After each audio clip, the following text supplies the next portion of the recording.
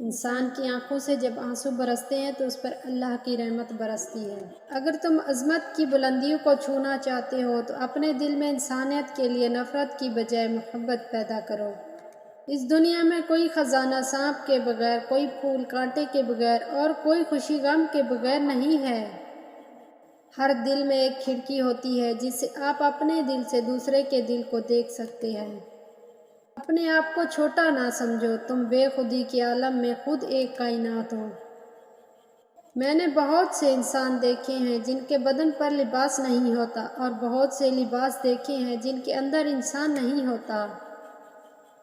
قید میں کیوں رہتے ہو جب دروازہ کھلا ہوا ہے؟ خوف والی سوچ کی الجھن سے باہر نکلو، حرم میں داخل ہونے کا دروازہ تمہارے اندر ہے۔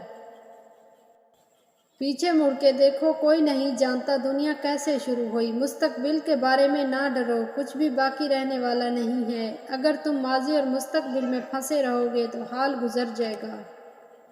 اٹھا کے پھینک دو ہر اس شخص کو اپنی زندگی سے جو تمہارے ذہنی سکون کے لیے خطرہ ہے۔ اچھی صورت دل کو متاثر کرتی ہے جبکہ اچھی سیرت روح کو متاثر کرتی ہے۔ جب رب راضی ہونے لگتا ہے تو بندے کو اپنے عیبوں کا پتہ چلنا شروع ہو جاتا ہے اور یہ اس کی رحمت کی پہلی نشانی ہے۔ اپنے دل پر لگے زخموں کو نظر انداز مت کرو بلکہ ان کو محسوس کرو، یہی تو وہ جگہ ہے جہاں سے روشنی تمہارے اندر داخل ہوتی ہے۔ اگر آنکھ کی بینائی ختم ہو جائے تو انسان دن اور رات کا فرق پتہ نہیں کر سکتا۔ اسی طرح انسان اگر دل کا اندھا ہو جائے تو وہ حق اور باطل میں فرق نہیں کر سکتا۔ ان لوگوں کو نظر انداز کریں جو آپ کو خوف زدہ اور اداس کرتے ہیں، جو آپ کو بیماری اور موت کی طرف لے جاتے ہیں۔ اگر تو بیکار پتھر ہے تو کسی صاحب علم کے پاس جا، گوہر بن جائے گا۔ روح کے لیے اس سے بڑی کوئی مرض نہیں کہ تو خود کو کامل سمجھنے لگے۔ موت کا ذائقہ سب نے چکھنا ہے مگر زندگی کا ذائقہ کسی کسی کو نصیب ہوتا ہے۔ تمہاری اصل ہستی تمہاری سوچ ہے، باقی تو صرف ہڈیاں اور گوشت ہیں جنہیں مٹی میں مل جانا ہے۔ کھوئی ہوئی چیزوں کا غم نہ کرو، وہ کسی اور صورت میں واپس کر دے گا۔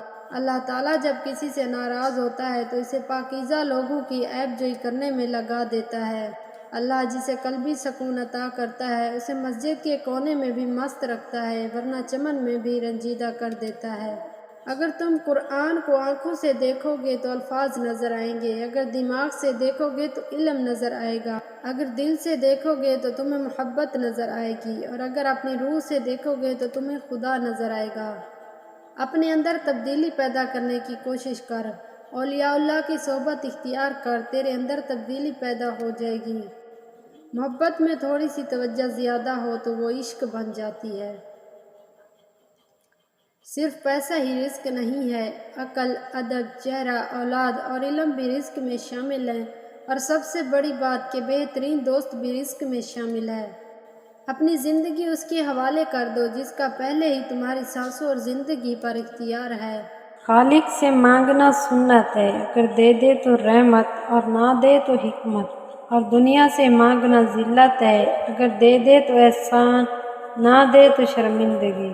جب انسان بالکل خاموش ہو جائے اور اپنے حق کے لیے بھی نہ بولے تو سمجھ لو کہ وہ اپنے اندر بہت کچھ دفن کر چکا ہے۔